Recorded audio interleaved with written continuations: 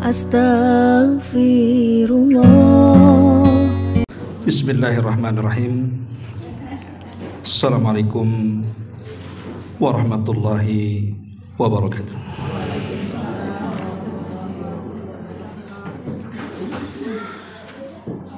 Alhamdulillah wassalatu wassalamu ala Rasulillah wa ala alihi wa sahbihi wa mawalah wa la hawla wa la quwata illa billahi wa ba'du. Alhamdulillah, di siang ini kita bisa kembali duduk di Saung Sunda Sawargi.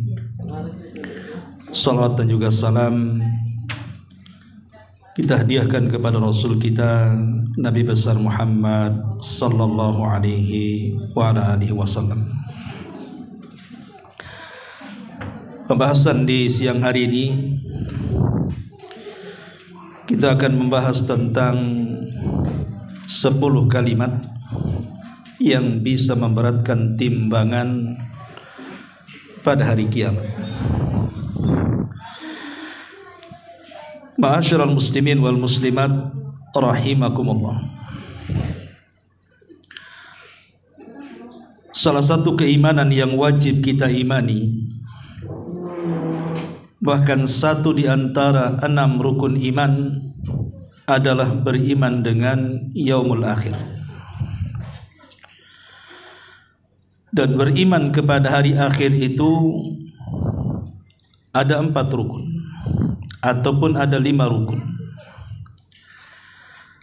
Pertama, beriman dengan kematian, bahwa setiap jiwa itu pasti mengalami kematian. Tidak ada manusia yang tidak mati, semua akan mati. Makanya Nabi Adam alaihi salatu wassalam di awal penciptaannya tidak dikekalkan di sorga, tapi diturunkan ke bumi supaya dia merasakan kematian. Sebab kalau Adam tetap di sorga, dari mulai dimasukkan oleh Allah ke dalamnya, tentu Adam tidak akan disentuh dengan kematian, karena sorga itu adalah alam abadi. Yang kedua, beriman dengan peristiwa-peristiwa setelah kematian yang disebut dengan alam barzah, dan setiap peristiwa yang berlaku di dalamnya. Kemudian yang ketiga, beriman dengan kebangkitan, dan manusia akan dikumpulkan di padang mahsyar. Kemudian yang keempat, beriman dengan hisab. Lah rangkaian hisab itulah salah satunya adalah al-mizan, timbangan. Baru yang terakhir, beriman dengan al-jaza, balasan, yang berkaitan dengan sorga dan juga neraka. Inilah yang dikatakan arkan, rukun-rukun beriman dengan hari akhir. Adapun peristiwa-peristiwa hari akhir pernah saya jelaskan, tapi enggak apa-apa, secara singkat kita jelaskan. Tidak ada nas yang jelas yang mentertib tentang peristiwa hari kiamat. Tetapi ulama ahli tahqiq, mereka berusaha mengambil istimbat dari beberapa dalil Al-Quran dan Sunnah, kemudian menyusunnya. Walaupun susunan ini, sekali lagi, ini ijtihad para ulama, karena peristiwa pada hari kiamat itu tidak diketahui kecuali Allah subhanahu wa ta'ala. Karena bicara tentang yang gaib, kita tidak bisa memastikannya. Tetapi para ulama ahli tahqiq sudah berijtihad semampu mereka ketika memahami nas-nas Al-Quran dan Sunnah, bahwa tartib ataupun poin-poin urutan terjadinya setelah kiamat dibangkitkan sampai orang masuk ke dalam sorga itu, atau mungkin masuk ke dalam neraka, sebagai berikut. Yang pertama, manusia akan dibangkitkan dari kuburnya. Kemudian mereka akan berangkat ke padang mahsyar. Disitulah manusia akan berdiri dengan berdiri yang lama, di mana Allah Subhanahu wa taala akan mendekatkan matahari 1 mil di atas kepala, dan mereka akan mengeluarkan keringat yang sangat banyak sehingga sebagian mereka ada yang tenggelam dengan keringatnya. Kemudian yang kedua, apabila sudah lama berdiri, maka Allah Subhanahu wa taala kemudian mulai membuat mereka jerah, karena Allah membiarkan saja tanpa ada proses peradilan, sehingga kemudian manusia mulai bertanya-tanya satu dengan yang lainnya, kapan Allah Subhanahu wa taala akan mengadili mereka. Maka kemudian manusia mulai datang kepada Nabi Allah Adam alaihi salatu wassalam untuk minta syafaat. Kemudian datang kepada Nabi Nuh, kemudian datang kepada Ibrahim, kepada Musa, Isa, dan yang terakhir kepada Nabi kita Muhammad sallallahu alaihi wasallam. Baru kemudian Nabi sallallahu alaihi wasallam meminta kepada Allah agar memberikan syafaatnya, dan Allah memberikan syafaatnya setelah sujud lama di bawah arasy-Nya. Baru setelah itu terjadi ardul a'mal, dan ardul a'mal ini bagian daripada hisab, tetapi hisab yang mudah. Kan hisab itu ada dua, ada hisab yang mudah, ada hisab yang sulit. Hisab yang mudah ini sebenarnya formalitas saja, di mana orang-orang yang beriman akan ditanya oleh Allah Subhanahu wa taala dan dicocokkan dengan catatannya, dan setiap pertanyaan Allah tidak ada yang dibantahnya. Artinya semua diakuinya. Kemudian Allah Subhanahu wa taala akhirnya mengampuni dosa-dosanya, sebagaimana ketika di dunia menutupi aib-aibnya. Kemudian di sana ada hisab yang kedua yang disebut dengan hisab yang sulit. Inilah hisab yang mendatangkan banyak saksi, di mana seluruh anggota badan kita akan jadi saksi, sampai kepada kulit kita juga bersaksi. Sehingga ketika badan menyalahkan kulit dan mengatakan, lima syahidtum alaina, kenapa engkau menjadi saksi bagi badanmu sendiri? Maka kulit hanya mengatakan, antaqanallah, Allah yang membuat aku bicara. Jadi hisab yang berat ini akan melibatkan banyak saksi, di mana bumi akan menjadi saksi. Sebagaimana Allah Subhanahu wa taala mengatakan dalam surah Az-Zalzalah, idza zulzilatil ardu zilzalaha wa akhrajatil ardu athqalaha wa qala al insanu ma laha yauma idzin. Di sini yauma idzin tuhadditsu akhbaraha. Pada hari itu bumi akan menghabarkan habarnya. Artinya akan menjadi saksi bagi manusia kelak pada hisab yang sulit di hadapan Allah Subhanahu wa taala.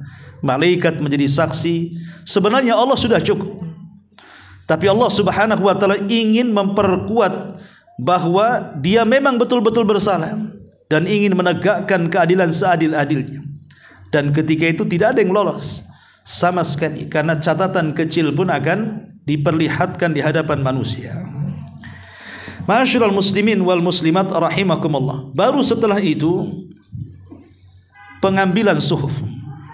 Setelahnya ada hisab sulit, ada hisab mudah. Baru kemudian pengambilan suhuf, di mana suhuf inilah kemudian diterbangkan oleh Allah Subhanahu wa taala, dan sebagian manusia akan mengambil dengan tangan kanannya. Ada juga yang mengambil dengan tangan kirinya, ada juga yang mengambil dengan tangan kiri di arah punggungnya. Karena manusia di dunia itu terbagi menjadi tiga, mukmin, kafir, dan munafik. Tentu mukmin mengambil dengan tangan kanannya, kafir dengan tangan kirinya, dan munafik dengan tangan kiri di balik punggungnya. Nah, setelah kemudian proses penerbangan catatan, kemudian pengambilan catatan, di sini Allah Subhanahu wa taala memerintahkan setiap orang yang sudah memegang catatan untuk membacanya. Maka orang-orang yang sudah tahu catatannya, di mana seluruh catatannya adalah kebaikan, mungkin ada sedikit keburukan, maka dengan bangganya dia mengatakan, ha umuqra'u kitabiyah, lihat catatanku, baca oleh kalian. Saking bangganya karena dia sudah tahu catatannya semua kebaikan. Tapi kalau catatannya buruk, maka seolah-olah dia ingin melemparnya tapi tak bisa, terpaksa dia harus membacanya. Lah setelah kemudian pembacaan catatan, disitulah tegaknya hujah kepada mereka. Barulah kemudian kita masuk dalam pembahasan, baru masuk pada proses al-mizan, timbangan. Disinilah kemudian manusia terbagi menjadi dua kelompok, atau terbagi menjadi tiga kelompok. Pertama, kelompok yang berat timbangan kebaikannya dan ringan timbangan keburukannya, maka orang ini dipastikan masuk surga dengan cara direct, tidak pernah singgah di neraka. Kemudian yang kedua, yang sebaliknya, catatan buruknya berat, catatan baiknya ringan, dipastikan masuk neraka. Kemudian yang ketiga, kalau timbangannya seimbang, 50% catatan baiknya, 50% catatan buruknya, maka dia diselamatkan dengan syafaat yang disebut dengan Al-A'raf. Makanya dalam Al-Quran disebut suratul A'raf, mereka disebut Ashabul A'raf, yang catatannya itu 50-50 itu. Dan mereka orang yang terakhir dihisab. Jadi mereka orang yang terakhir dihisab. Memang pada akhirnya mereka tidak akan masuk neraka, tapi mereka cukup tersiksa dengan adanya dua angin, satu angin dari sorga yang menghembus ke badannya, satu angin neraka yang menghembus ke badannya. Tapi akhirnya pun Allah Subhanahu wa taala izinkan mereka masuk ke dalam sorga. Lah para ulama mengatakan bahwa ketika bicara soal timbangan, maka timbangan itu yang ditimbang tiga perkara. Pertama badannya, yang kedua catatannya, dan yang ketiga amalannya. Tapi yang sangat menentukan berat dan tidaknya adalah amalan dan catatannya. Adapun badannya tidak mempengaruhi timbangannya. Karena nanti pada hari kiamat ada orang yang sangat gemuk sekali, kemudian ditimbang di satu neraca, rupanya tidak lebih berat dibandingkan seekor nyamuk. Makanya dalam hadis Abdullah ibn Mas'ud radhiyallahu an, ketika dia naik ke pohon kurma, kemudian tersingkap betisnya, kemudian sahabat tertawa karena betis Abdullah ibn Mas'ud itu sangat kurus, hanya terbalut dengan kulit. Maka Nabi SAW marah kepada para sahabat yang mentertawakannya dan mengatakan, janganlah kalian mentertawakan kedua betis Abdullah ibn Mas'ud. Demi Allah, kalau seandainya keduanya ditimbang di hadapan Allah, lebih berat dibandingkan gunung Uhud. Padahal sahabat yang paling kurus adalah Abdullah ibn Mas'ud. Dari sini bukan soal badan. Kalau soal badan enak makan malam tiap hari. Kalau bisa 10 kali makannya, satu baskom sekali makan, insya Allah gemuk kan gitu ya. Tapi bukan itu barometernya. Karena yang menentukan berat dan tidaknya timbangan itu rupanya ada di amalan dan ada di catatan. Maka perbaiki amalan dan perbaiki catatan. Hanya dengan itulah timbangan kita. Allah katakan, faman thaqulat mawazinu fahuwa fi 'ishatir radiyah. Siapa yang berat timbangannya, maka dia akan mendapatkan kehidupan yang diridhoi Allah Subhanahu wa taala. Baru setelah kemudian adanya timbangan, kemudian langit digelapkan, dibentangkan jisr sirat titian di atas jahanam, maka disitulah manusia akan melaluinya. Melalui titian itu ada yang selamat, ada yang tidak. Bagi yang selamat dan berhasil sampai di kontoroh, maka mereka akan saling mengkisos satu dengan yang lainnya. Disinilah terjadi hadis tentang kebangkrutan umat ini. Di satu sisi mereka bawa pahala, di sisi lain dia membawa pahala dosa kepada orang lain. Maka terjadilah rebut pahala dan dosa. Yang masih tersisa pahalanya Allah izinkan masuk surga, yang tidak tersisa pahalanya silahkan kembali ke neraka. Itu secara global tertib daripada peristiwa hari kiamat. Yang ingin kita jelaskan di siang hari ini adalah poin tentang timbangan. Ma'asyiral muslimat yang muslimin wal muslimat rahimakumullah. Bicara soal amalan-amalan yang berkaitan dengan lisan yang bisa memberatkan timbangan, ada 10 hadis dan semuanya sahih disebutkan oleh para ulama. Yang pertama, Nabi SAW bersabda dalam sebuah hadis, dan hadis ini dicantumkan oleh Syekh Muhammad bin Abdul Wahab dalam kitab Tauhid, di mana Allah Subhanahu wa taala melakukan dialog dengan Nabi Musa. Dan Musa dikenal dengan kalimur Rahman, satu-satunya nabi yang dikenal dengan kalimur Rahman, walaupun sebenarnya bukan Musa saja kalimur Rahman. Adam juga kalimur Rahman karena pernah berbicara langsung di sorga dengan Allah tanpa perantara. Rasul kita juga kalimur Rahman karena pernah berbicara langsung dengan Allah tanpa perantara dalam peristiwa Isra Mi'raj di Sidratil Muntaha. Tetapi semat kalimat kalimur Rahman lebih banyak disematkan kepada Nabi Musa alaihi salatu wasalam, karena dia nabi yang paling banyak berdialog dengan Allah Subhanahu wa taala. Satu hari Nabi Musa berdialog dengan Allah dan mengatakan, "Ya Rabb, alimni syai'an adhkuruka wa ad'uka bi." Ya Rabb, ajarkan sesuatu kepadaku yang dengan sesuatu itu aku bisa berdoa dan aku bisa berzikir kepadamu. Maka Allah mengatakan, "Qul ya Musa la ilaha illallah." Wahai Musa, katakan la ilaha illallah. Tapi Musa mengatakan, "Ya Rabb, kullu ibadika yaquluna hadza." Ya Rabb, semua hamba-Mu mengucapkan kalimat ini. Saya ingin kalimat yang lainnya. Tapi Allah mengatakan, "Ya Musa, law anna as-samawati sab'i ghairi wal aradina sab'i fi kiffatin wa la ilaha illallah fi kiffatin malat bihinna la ilaha illallah." Wahai Musa, kalau seandainya langit dengan seluruh isinya, bumi dengan seluruh isinya ditimbang di satu neraca, dan kalimat itu ditimbang di neraca satunya, tentu kalimat la ilaha illallah lebih berat dibandingkan langit dan bumi dan kedua isinya. Maka kalimat yang pertama yang bisa memberatkan timbangan adalah kalimat tauhid, kalimat la ilaha illallah. Perbanyak kalimat la ilaha illallah. Jadikan zikir dalam setiap kesempatan.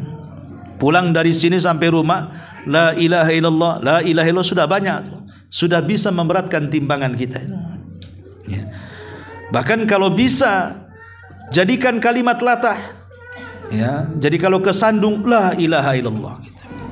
Karena ada orang yang kalau latah itu bilangnya jangkrik, ya kan? Atau bilang kalimat lain. Ya, kalau bisa kalimat la ilah, kalimat tauhid itu jadi kalimat latah. Jadi kalau kaget itu yang diucapkan gitu. Jadi latahnya itu bisa memberatkan timbangan. Jadi ini yang pertama. Kemudian yang kedua, hadis dari Abu Hurairah radhiyallahu anhu. Nabi SAW bersabda dalam hadis yang dikeluarkan Bukhari Muslim dalam sahih keduanya. Nabi mengatakan, "Kalimatani khafifatani ala lisani saqilatani fil mizani habibatani ala rahmani subhanallah wa bihamdi subhanallahil azim." Kata Nabi SAW, dua kalimat ringan sekali di lisan, tetapi dua kalimat ini sangat memberatkan timbangan dan dicintai Ar-Rahman. Kemudian Rasul mengatakan, ucapkanlah subhanallah wa bihamdi subhanallahil azim. Ini kan kalimat ringan, betul kata Nabi, ini kan ringan. Ibu-ibu kalau menghafal 10 menit sambil ngantuk-ngantuk pun 100 kali dibaca, hafal tuh. Subhanallah wa bihamdi subhanallahil azim. Subhanallah wa bihamdi subhanallahil azim. Mudah. Persis seperti yang dikatakan Rasul, mudah di lisan. Tetapi Rasul mengatakan thaqilatani fil mizan. Kalimat ini bisa memberatkan timbangan. Kalimat ini bisa memberatkan timbangan. Ingat kisah yang pernah saya kisahkan tentang dua kalimat ini. Ada seorang syekh bercerita tentang orang tua yang selalu mendakwahkan dua kalimat ini kepada manusia. Orang tua ini bukan orang alim. Orang tua ini orang biasa. tapi dia rajin ke masjid. Satu hari kemudian dia tiba-tiba selepas solat datang menemui imam masjid dan mengatakan, Pak Imam, bisa enggak kau ajarkan kepadaku satu hadis Nabi SAW yang aku akan sampaikan kepada semua orang sebelum kematianku. Kata sang imam, bingung dia karena belum ada jemaah, tiba-tiba datang minta fatwa. Tetapi imam ini teringat hadis ini. Kemudian dia mengatakan, oh ya, aku teringat hadis Nabi. Nabi mengatakan, kalimatani khafifatani ala lisani thaqilatani fil mizani habibatani ala rahman subhanallah wa bihamdi subhanallahil azim. Maka dihafallah hadis ini oleh sang kakek. Kemudian dia pulang. Setiap ketemu orang di jalan, dia sampaikan hadis ini. Jadi kalau ada orang jalan di stop sama dia, bentar Pak, ada dua kalimat yang ringan di lisan, berat dalam timbangan, dicintai Ar-Rahman, jangan lupa ucapkan subhanallah wa bihamdihi subhanallahil azim. Setiap ketemu orang di stop sama dia. Sampai satu hari dia teriak di pasar.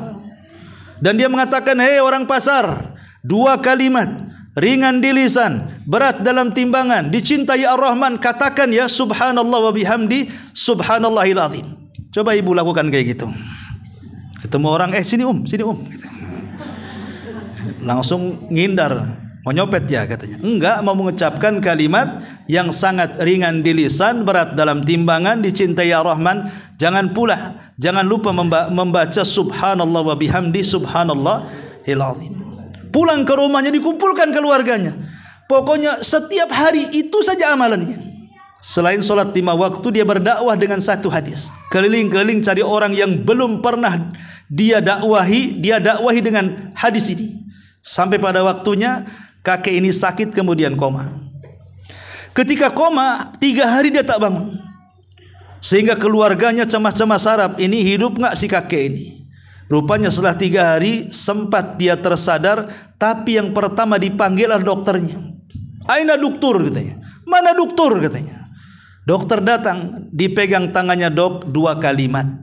Ringan di lisan, berat dalam timbangan, dicintai Ar-Rahman. Jangan lupa dok, subhanallah wa bihamdi subhanallahil azim. Meninggal dia dalam kalimat itu. Si kakek ini, terakhir dokter itulah yang disampaikan.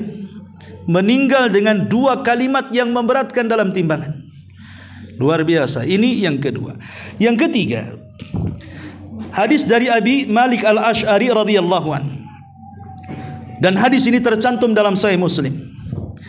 Nabi SAW mengatakan, at-tuhuru syatrul iman, walhamdulillah tamla'ul mizan, wa subhanallah walhamdulillah tamla'an au tamla'u ma bainas sama'i wal ardi. Kata Nabi SAW, at-tuhuru syatrul iman. Bersih itu separuh daripada iman. Kebersihan, kesucian separuh daripada iman. Dan ucapan alhamdulillah bisa memenuhi timbangan. Dan ucapan subhanallah dan alhamdulillah bisa memenuhi antara langit dan bumi. Hadis ini mengatakan, ucapkan kalimat alhamdulillah. Perbanyak ucapan alhamdulillah. Makanya sering saya katakan, kalimat alhamdulillah ini bukan kalimat biasa, ini kalimat ajaib. Ya, karena diucapkan hampir semua makhluk Allah. Allah mengatakan, wa in min kulli syai'in illa yusabbihuna bihamdi walakin la yafqahuna tasbihahum. Allah mengatakan, dan segala sesuatu yang Allah ciptakan dari makhluknya, mau langit, mau bumi, mau lautan, mau pohon, mau hewan, apa saja yang Allah ciptakan di langit dan di bumi, semua bertasbih kepada Allah. Bagaimana tasbihnya? Yusabbihuna bihamdi. Mereka bertasbih dengan memuji Allah. Jadi kalau seandainya meja ini di depan kita ini, kita bisa mendengarkan tasbihnya, tentu meja akan mengucapkan alhamdulillah. Kalau lampu di depan kita ini sedang bertasbih dan Allah perdengarkan tasbihnya, pasti lampu mengucapkan alhamdulillah. Kalau seandainya pohon-pohon di sekitar kita Allah perdengarkan tasbih mereka, pasti kita akan mendengar mereka semua mengucapkan alhamdulillah. Jadi alhamdulillah ini kalimat ajaib karena semua makhluk mengucapkannya. Bahkan semua manusia mengucapkannya. mau yang sakit, mau yang sehat, mau yang miskin, mau yang kaya, semua mengucapkannya. Datang ke orang sakit, macam mana keadaannya? Alhamdulillah, sebelah kemarin mati, saya masih hidup, ya kan? Pasti mengucapkan alhamdulillah. Apalagi orang sehat, macam mana keadaannya? Alhamdulillah, sehat. Samurat tak kumat, alhamdulillah, ya. Orang miskin juga ngomong begitu, macam mana keadaannya? Alhamdulillah masih bisa makan. Palestina kelaparan, alhamdulillah, ya. Orang kaya apalagi, macam mana keadaannya? Alhamdulillah, sudah 3 buka cabang saya. Jadi kalimat alhamdulillah itu semua bisa diucapkan. Makanya kenapa kalimat ini sangat istimewa. Nabi SAW mengatakan kalimat ini bisa memberatkan timbangan. Maka dalam kondisi senang ucapkan alhamdulillah. Cuman ada perbedaan lafaz. Kalau kita diberikan oleh Allah Subhanahu wa taala nikmat, maka kita ucapkan alhamdulillah bi ni'matihi tatimmu salihat. Itu kalau diberikan nikmat. Tapi kalau seandainya kita diuji oleh Allah Subhanahu wa taala, mungkin usahanya lagi seret, mungkin penyakitnya lagi datang, mungkin lagi banyak masalah, ya. Maka kalau ditanya gimana kondisinya, maka ucapkan alhamdulillah ala kulli halin. Alhamdulillah atas segala kondisi saya masih memuji Allah. Karena kita wajib memuji Allah dalam kondisi senang dan kondisi susah. Jangan sampai kita puji Allah itu di waktu senang saja. Di waktu susah kita tak puji, ya. Jadi di waktu kita susah, di waktu kita senang, tetap kita memuji Allah. Cuman bedanya kalau di waktu senang kita katakan alhamdulillah bi ni'matihi tatimmu salihat, dengan nikmat Allah. Segala puja dan puji dengan nikmatnya. Segala puja dan puji hanya milik Allah, dengan nikmatnya maka sempurnalah amalan soleh saya. Tapi dalam kondisi mungkin tidak baik, tetap kita ucapkan alhamdulillah ala kulli halin. Dalam kondisi apapun tetap saya akan puji Allah Subhanahu wa taala. Ini hadis yang ketiga. Yang keempat, hadis ini dikeluarkan oleh Imam Ahmad dan disahihkan oleh Syekh Albani rahimahullah ta'ala dari Abdullah ibn Amr, seorang pencatat hadis di zaman Nabi, bahkan pencatat hadis terbanyak setelah Abu Hurairah. Kalau Abu Hurairah menghafal, kalau Abdullah ibn Amr menulis, ya. Kata Abdullah ibn Amr radhiyallahu anhuma, dia mengatakan Nabi SAW bersabda, bah khamsun ma athqalahunna fil mizan, subhanallah walhamdulillah wala ilaha illallah Allahu akbar. Subhanallah walhamdulillah wala ilaha illallah Allahu akbar. Kata Nabi SAW, beruntunglah sungguh amat bisa memberatkan timbangan kalimat ini. Kemudian Rasul mengatakan, ucapkan kata Rasul, subhanallah tasbih, alhamdulillah tahmid, la ilaha illallah tahlil, Allahu akbar takbir. Jadi ucapkan kalimat-kalimat ini, kata Nabi, alangkah bisa memberatkan timbangan. Ma athqalahunna. Lihat, Rasul menggunakan ismu tafdil. Sungguh bisa memberatkan timbangan, alangkah memberatkan timbangan. Menunjukkan bahwa kalimat-kalimat itu betul-betul memberatkan timbangan.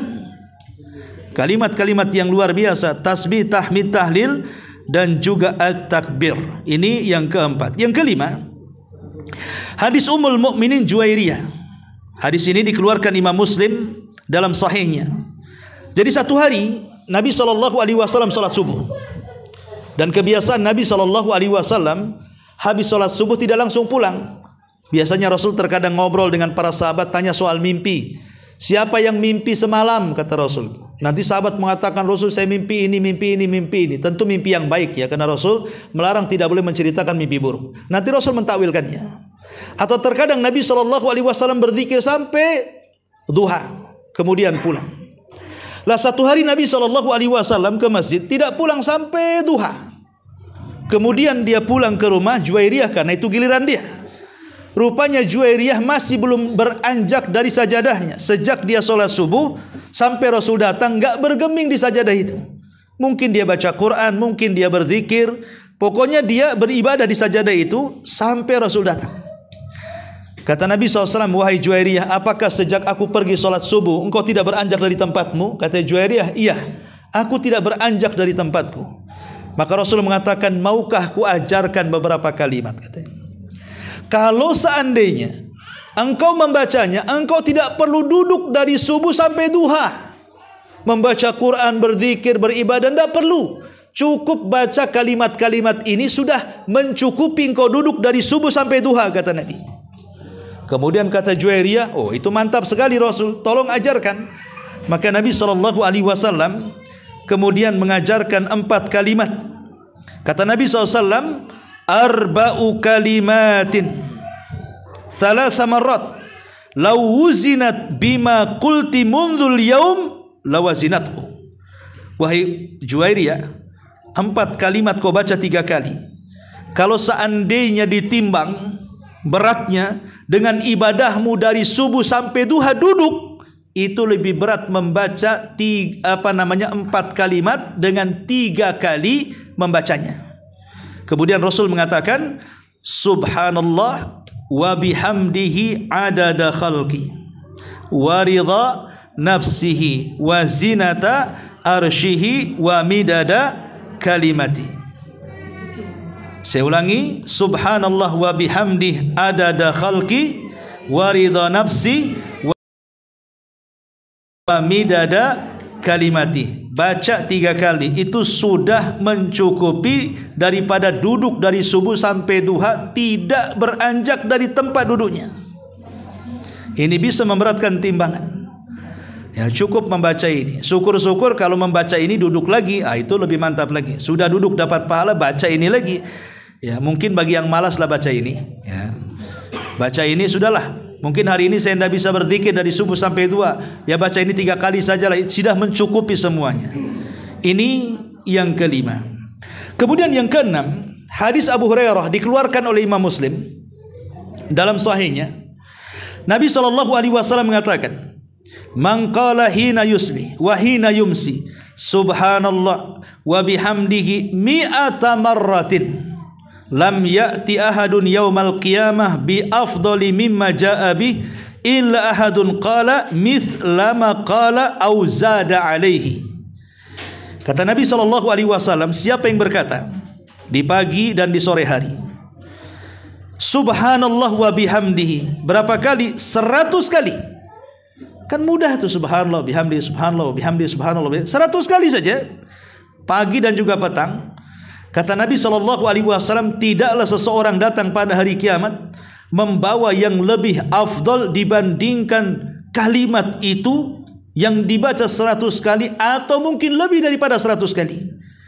Lihat bagaimana Nabi SAW mengatakan nanti pada hari kiamat kalimat itu akan datang, dan itu kalimat terafdal yang akan membela kita di hadapan Allah Subhanahu wa taala. Subhanallah wa bihamdi berapa kali? 100 kali.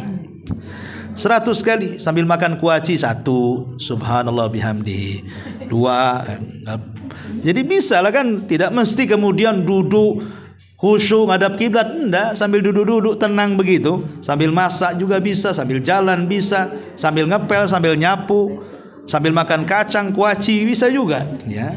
Jadi ini diantara yang bisa memberatkan timbangan pada hari kiamat nomor 6. Kemudian nomor 7, hadis daripada Abdullah ibn Amr juga radhiyallahu anhuma yang dikeluarkan Imam Ibnu Majah dan disahihkan oleh Syalbani rahimahullahu taala. Nabi mengatakan di sini, khaslatani la yuhsihima rajulun muslim illa dakhalal jannah.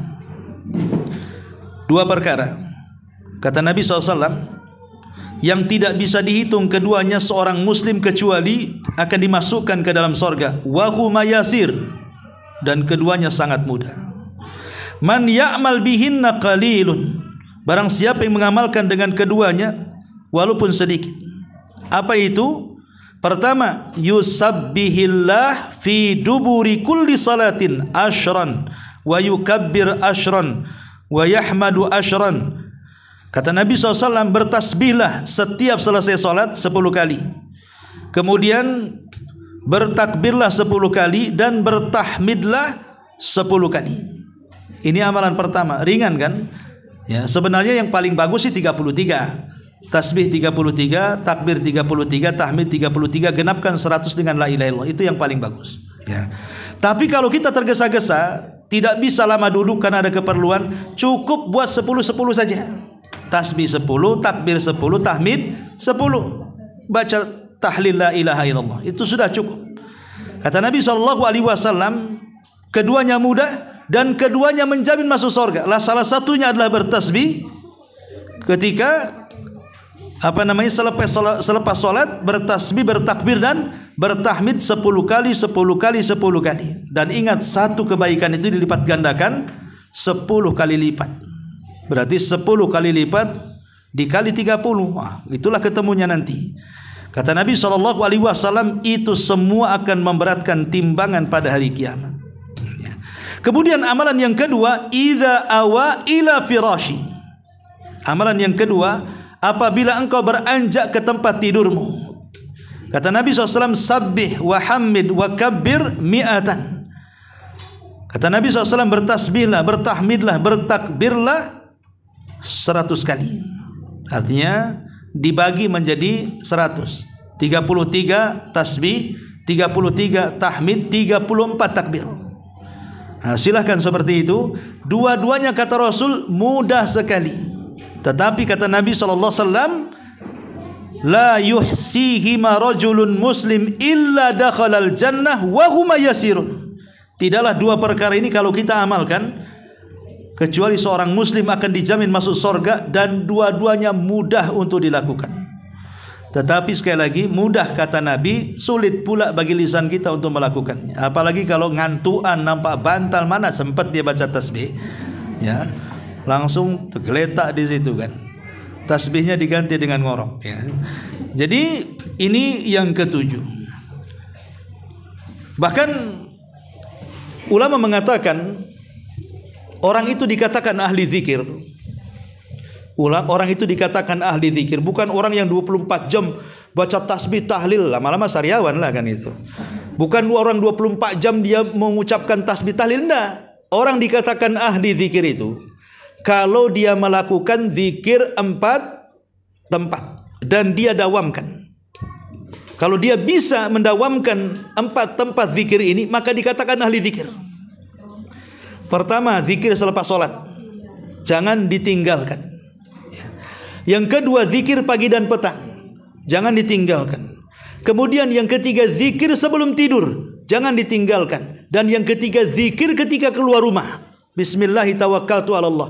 Siapa yang mengerjakan 4 zikir di 4 tempat ini, ketahuilah maka dia disebut ahli zikir. Dan ahli zikir jelas, ya. Ahli zikir mereka akan diberikan pahala yang luar biasa. Ini yang nomor 7. Yang nomor 8, hadis dari Abi Musa al-Ash'ari, dan hadis ini dicantumkan dalam Sahih Bukhari Muslim. Nabi SAW bersabda kepada Abu Musa al-Ash'ari, ya Abdullah, ya Abdullah. Jadi Abu Musa al-Ash'ari menceritakan satu hari Rasul pernah menasihati dirinya, ya Abdullah, ala adulluka ala kanzin min kunuzil jannati. Wahai Abdullah, maksudnya Abu Musa al-Ash'ari, maukah kutunjukkan kepada kamu pembendaharaan dari pembendaharaan sorga, tabungan dari tabungan-tabungan sorga. Maka Nabi SAW mengatakan, katakan ya Abdullah, la haula wala quwata illa billah. La haula, tidak ada daya, wala quwata, dan kekuatan kecuali hanya milik Allah subhanahu wa ta'ala. Bahkan sebagian ulama, seperti yang dikatakan Imam Ibnul Qayyim, kalau tidak salah dalam kitabnya Ad-Da' wa Dawa, beliau mengatakan bahwa kalimat la haula wala quwata illa billah ini kalau dirutinkan dan diniatkan untuk menyembuhkan penyakit, katanya bisa menyembuhkan penyakit asal diyakini, karena kita menyerahkan kekuatan dan juga daya kepada Allah subhanahu wa ta'ala.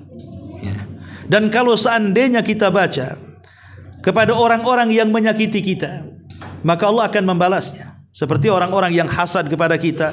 Orang hasad itu kan kayak hantu, Bu, ya. Karena kita tidak tahu mana satu yang hasad. Mungkin satu ruangan ini, jangan-jangan di samping ibu itu yang hasad, ya. Atau jangan-jangan tetangga sebelah kiri kanan yang senyum, itu pula yang hasad. Yang enggak senyum pula yang tak hasad, ya. Jadi orang hasad itu kayak hantu. Mana tahu kita yang mana satu. Sementara kalau dia sudah hasad, itu bisa mencelakakan kita. bisa mencelakakan kendaraan, bisa mencelakakan rumah, bisnis dan yang semacamnya. Maka untuk melawan hasad itu hanya Allah Subhanahu wa taala. Kata Imam Ibnul Qayyim, lawanlah dengan kalimat la haula wala quwata illa billah. Ini yang nomor 8. Kemudian yang nomor 9, hadis yang dikeluarkan Al-Imam At-Tabarani dan dihasankan oleh Syekh Albani rahimahullahu taala dari hadis Ubadah ibn Samit radhiyallahu an. Nabi SAW mengatakan, "Man istaghfara lil mu'minina wal mu'minat kataballahu lahu bikulli mu'minin wa mu'minatin hasanah." Siapa yang memintakan ampun kepada orang yang beriman laki-laki atau perempuan, Allah akan catat setiap satu orang yang beriman laki-laki dan perempuan satu kebaikan. Coba bisa bayangkan logika saja. Kalau yang hadir di sini mungkin ada 100 orang. Kemudian saya katakan, ya Allah ampunilah dosa orang-orang yang beriman satu ruangan di Saung Sunda ini. Saya ngomong begitu. Berarti saya mendapatkan berapa? 100 pahala. Karena saya mendoakan 100 kepala di sini. Ya. Kalau saya katakan, ya Allah ampunilah orang-orang yang beriman sekota Batam. Kira-kira berapa tuh kepala satu kota Batam tuh? Kalau 1 juta orang pamannya, berarti 1 juta pahala. Kalau saya perluas lagi, ya Allah ampunilah orang-orang yang beriman laki-laki dan perempuan se-Kepri. Nah, berapa banyak lagi tuh? Ya. Atau se-Indonesia. Oh, jangan lagi se-Indonesia. Sedunia. Oh, makin banyak lagi. 7 miliar lebih jiwa kan begitu ya. Anggaplah separuhnya orang-orang yang beriman. Kenapa kita bakhil? Apalagi kemudian kita libatkan orang yang sudah mati lagi semuanya. Ya Allah ampunilah orang-orang beriman dimanapun mereka berada, yang hidup dan yang mati. Orang yang beriman yang mati itu berapa jumlahnya tuh? Lah cuman kadang-kadang kita ini yaitu karena kurang ilmu, kadang-kadang kita tidak paham bahwa mencari pahala itu mudah sebenarnya.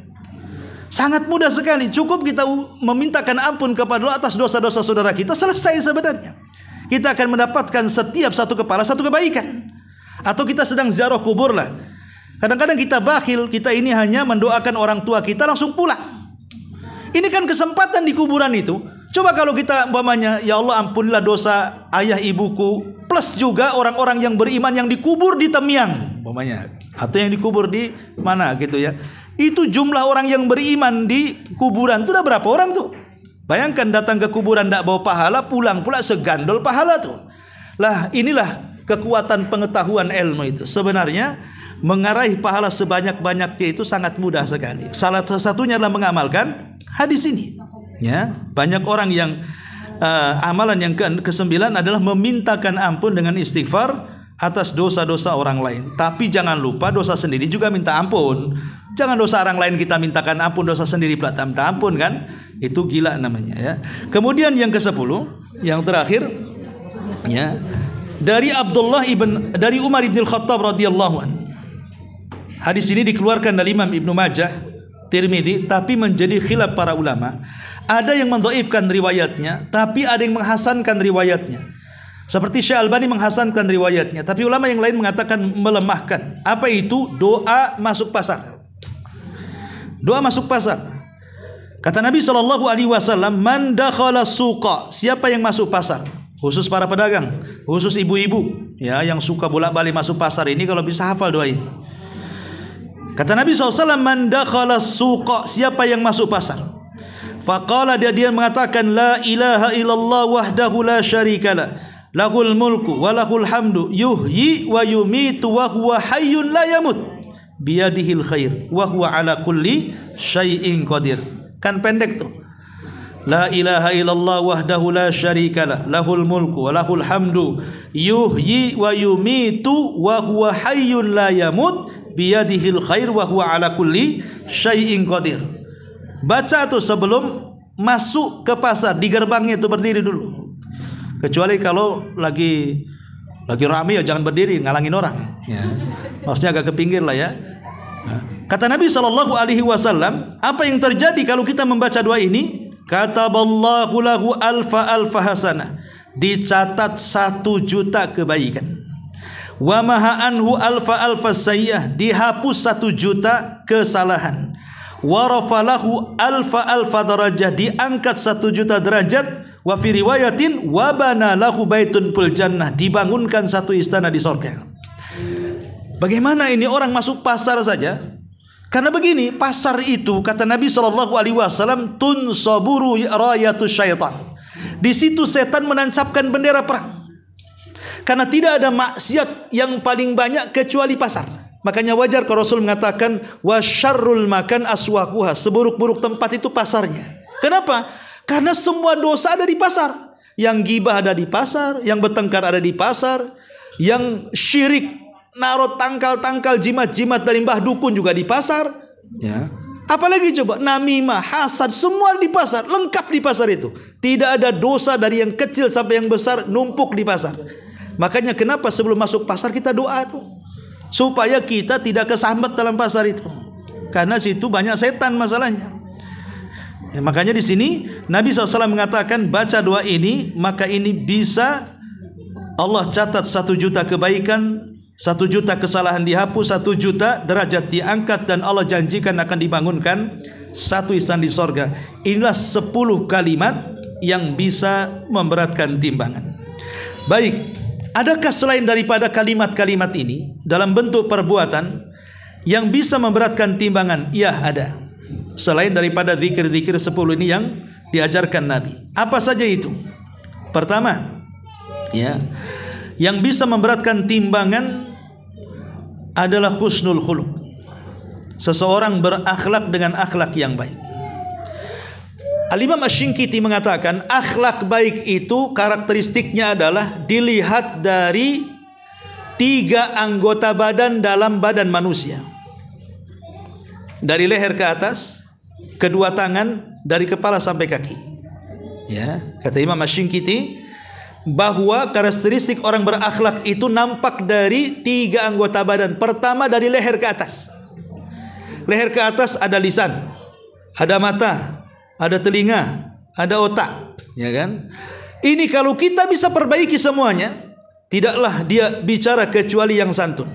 Tidaklah dia memandang kecuali tidak menyakitkan, tidak pula mendengar yang diharamkan, tidak pula berpikir yang jorok, maka kepala kita sudah berakhlak, kata Imam Asy-Syinkiti, ya. Atau mencium sesuatu yang diharamkan, tidak mencium sesuatu yang diharamkan. Yang kedua, kedua tangan. Artinya kedua tangan itu mudah membantu. Karena istilah tangan itu artinya al-khidmah, mudah membantu orang dengan cara membawakan, mengangkat, salaman, dan begitu seterusnya lah, kan begitu, ya. Kemudian yang ketiga dari kepala sampai kaki. Ketika kita bicara, kita arahkan kepada orang yang diajak bicara. Walaupun yang diajak bicara itu mungkin lebih rendah dibandingkan kita. Kalau kita bicara umpamanya kita ngadap sana, orang yang diajak bicara di belakang, berarti badan kita belum berakhlak. Walaupun yang diajak bicara umpamanya pekerja kita, pembantu kita, mungkin orang yang jauh lebih rendah dibanding kita. Islam itu loh tidak mengajarkan kasta. Islam itu datang mengajarkan persamaan.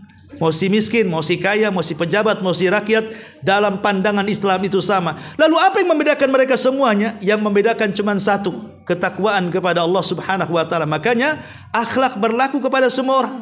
Jadi kalau ngajak bicara, ya hadapkan badan kita kepada orang yang diajak bicara. Jangan pula badan kita ke sana, orangnya di sini. Anda ini sedang bicara dengan tembok itu kan orang. Ya, jadi itu diantara karakteristik akhlak yang disebutkan oleh Al-Imam Asy-Syinkiti. Rasul mengatakan, "Ma min syai'in yudha'u fil mizani athqal min husnil khuluq. Wa inna sahiba husnil khuluqi la yablughu bihi darajata sahibis saumi wal qa'im." Kata Nabi, tidak ada sesuatu yang bisa memberatkan dalam timbangan melebihi baiknya akhlak. Dan pemilik akhlak yang baik, mereka bisa mencapai tingkatan tinggi di sorga melebihi orang-orang yang rajin puasa dan sholat malam. Lihat bagaimana tingginya akhlak ini. Kemudian yang kedua, muhafadzatu ala adabi yaumil jum'ah wa tabkiru laha. Menjaga adab-adab di hari Jumat dan berpagi-pagi buta. Tentu bagi laki-laki ya. Kalau perempuan kan tidak sholat Jumat. Maksudnya ini bagi laki-laki. Nabi SAW mengatakan, man ightasala yaumal jum'ati wa ghassal. Barang siapa yang mandi di hari Jumat dan membuat orang mandi. Maksudnya membuat orang mandi apa? Melakukan hubungan suami istri, yang punya suami istri, itu artinya membuat mandi orang. Ya, orang tadinya nggak mau mandi karena berhubungan, akhirnya membuat mandi orang. Nah, makanya ada istilah Jumat katanya kalau malam tuh kan. Maksudnya itu hubungan suami istri itu sunnah menurut riwayat ini. Karena Rasul mengatakan man igtasal, siapa yang mandi di hari Jumat, wa ghassal, dan membuat orang mandi. Maksudnya mandi junub, ya. Wa bakkara wabtakar, dia pun pergi pagi-pagi buta. Wadana, mendekat kepada imam. Wastama, mendengar imam. Wa angsata, dan betul-betul memperhatikan seorang imam sedang berkhutbah itu. Kana lahu bikulli khutwatin yakhutuha ajru sanati siyamuha wa qiyamuha, atau siyamiha wa qiyamiha. Kata Nabi SAW, setiap langkahnya, kakinya dari rumah itu, satu langkah, maka pahalanya sama dengan pahala setahun salat malam dan puasa sunnah. 2 langkah hitung saja, 3 langkah hitung saja. Bagaimana kalau putar-putar tuh, berapa langkah tuh? Masjidnya dekat, putar, hanya mendapatkan langkahnya saja ya. Tapi yang jelas bahwa maksudnya di sini adalah orang yang berpagi-pagi, sebelum orang datang dia sudah datang.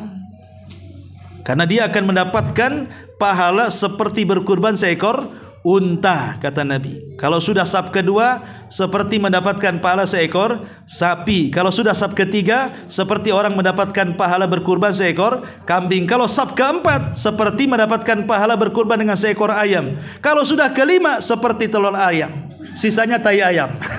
Udah nggak ada lagi itu.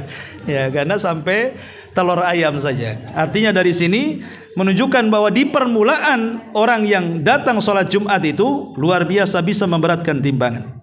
Ini yang kedua, amalan yang kedua. Yang ketiga amalannya as-salatu alal janaiz wattiba'uha hatta tudfan. Salat jenazah kemudian sampai mampu menguburkan. Kata Nabi SAW, man syahidal janazata hatta yusalla 'alaiha falahu qiratun wa man syahidaha hatta tudfan falahu qiratan. Barang siapa yang salat, maksudnya menyaksikan ini salat jenazah, maka dia dapat 1 qirat. Kalau dia salat dan menguburkan dapat 2 qirat. Kemudian Nabi SAW mengatakan, yang dimaksud qirat adalah mithlu al-jabalainil azimaini, seperti 2 gunung yang sangat besar. Dalam riwayat maksudnya adalah walladzi nafsi Muhammadin biyadi lahuwa athqalu fi mizanihi min uhudin. Maksudnya 1 qirat itu, kata Nabi, demi zat yang jiwa Muhammad di tangannya, maka qirat itu jauh lebih berat dalam timbangan dibandingkan gunung Uhud.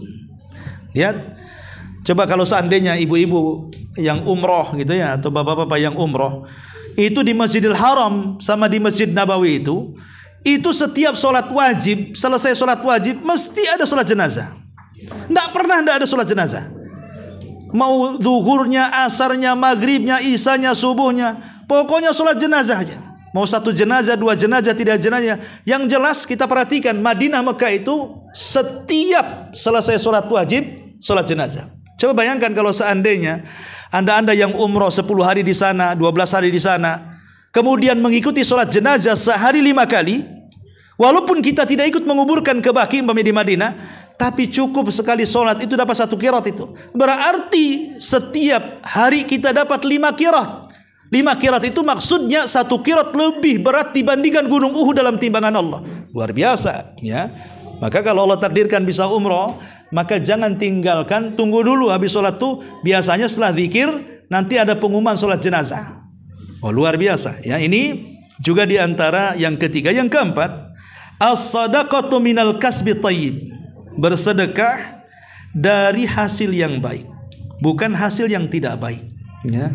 Maksudnya hasil yang halal, dan itu berdasarkan hadis yang dikeluarkan Bukhari Muslim dari hadis Abu Hurairah. Banyak lagi. Untuk menutup kajian ini, ada hadis bahwa ada 3 amalan yang tidak bisa ditimbang. Ada 3 amalan yang tidak bisa ditimbang karena saking besarnya pahala sehingga timbangannya nggak muat bahasanya. Yang lain ditimbang, tapi 3 amalan ini nggak bisa ditimbang, nggak muat timbangannya.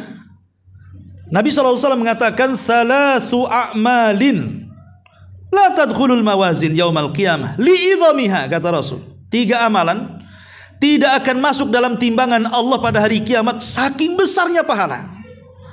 Yang pertama, al-afwu anin nas, mudah memaafkan kesalahan manusia.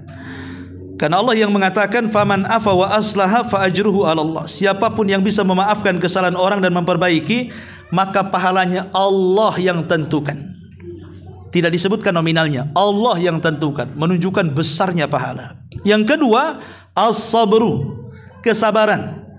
Allah Subhanahu wa taala mengatakan innama yuwaffas sabiruna ajrahum bighairi hisab. Sesungguhnya orang-orang yang sabar itu mereka akan diberikan pahala tanpa batas. Artinya banyak sekali tanpa batas itu, sehingga timbangan enggak muat lagi. Kemudian yang ketiga, as-siyam, puasa. Karena Allah Subhanahu wa taala berfirman dalam hadis qudsi, as-siyamu li wa ana ajzi bihi. Puasa itu untukku dan aku yang akan membalasnya. Artinya puasa itu nominal tidak disebutkan, karena Allah yang menyimpan pahalanya, menunjukkan besarnya pahala puasa itu. Sebagian ulama mengatakan bahwa 3 amalan ini itu 3 amalan yang tidak bisa ditimbang. Tetapi masalahnya hadis ini dipermasalahkan oleh para ulama. Ada yang mengatakan bahwa hadis ini lemah, tidak bisa dijadikan hujah. Adapun kata para ulama seperti Lajnah Daimah mengatakan bahwa besarnya pahala bukan berarti tidak bisa ditimbang. Di sini Allah hanya menyebutkan besarnya pahala, tidak menyebutkan tidak bisa ditimbang. Ya. Jadi bukan berarti karena besarnya pahala timbangannya nggak muat, bukan begitu artinya katanya. Nah, tapi di sini hanya menyebutkan besarnya pahala saja, sehingga ketika ditimbang itu sekali timbang tidak berangsur. Ya.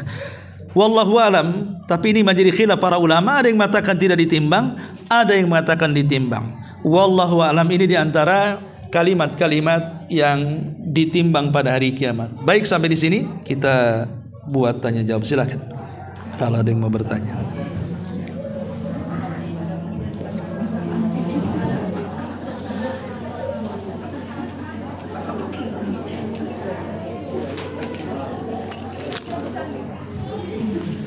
Enggak ada? Iya. Hadis yang terakhir ini yang melemahkan itu jumlah amalannya atau antara ditimbang sama tidak? Lafadz hadisnya lemah. Kalau lafadz hadisnya lemah, berarti secara otomatis kandungan matannya pun ikut lemah dan tidak bisa dijadikan hujah. Tetapi sebagian ulama mengatakan seperti pahala sabar yang dikatakan Al-Imam Nafrawi kalau nggak salah dalam Syarah Risalah Imam Syafi'i, mengatakan bahwa ada perkara-perkara yang tidak bisa ditimbang. Salah satunya beliau menyebutkan sabar. Ya. Tetapi saya akan sebutkan di sini perkataan Lajnah Daimah. Walakin kaunul a'mali lam yuhaddad laha ajrun muayyanun laisa kafiyan fi ad-dilalati ala nafil wazni. Fa inna husnal khuluqi ala sabilil mithal min afdalil a'mal wa qad thabata an-nasu bi waznihi fa an Abi Darda radhiyallahu anin Nabi sallallahu alaihi wasallam ma syai'in athqal fil mizanil mu'min yaumal qiyamah min husnil khuluqi. Kata para ulama Lajnah Daimah mengatakan, adapun kondisi amal itu tidak terbatas pahalanya berdasarkan nas Al-Qur'an, ya, itu tidak cukup sebagai dalil meniadakan amalan-amalan itu berarti tidak ditimbang. Bisa saja ditimbang. Soal seperti itu. Kenapa demikian? Karena baiknya akhlak itu juga amalan yang paling tinggi. Baiknya akhlak itu amalan yang paling tinggi, bisa melebihi sabar, bisa melebihi puasa, bisa melebihi tadi ya. Tetapi kata beliau, husnul khuluq pun ditimbang. Berdasarkan Nabi SAW mengatakan tidak ada sesuatu yang lebih memberatkan timbangan seorang mukmin pada hari kiamat dibandingkan husnul khuluq. Dari sini Lajnah Daimah merojehkan bahwa semua amalan ditimbang, tidak ada yang tidak ditimbang. Walaupun sekali lagi dalam mazhab Syafi'i Al-Imam An-Nafrawi dalam Syarah Risalah mengatakan bahwa beliau yang menguatkan bahwa sabar saking besarnya pahala tidak bisa ditimbang. Jadi masih khilaf para ulama. Tapi tentang lafaz hadis tentang salasun tadi, a'malu la tadkhul mawazin yaumal qiyamah li idhamiha, maka sekali lagi riwayat ini lemah, tidak bisa dijadikan hujah. Wallahu a'lam. Baik, sampai di sini. Subhanakallahumma bihamdika asyhadu an la ilaha illa anta astaghfiruka wa atubu ilaik. Allahu ta'ala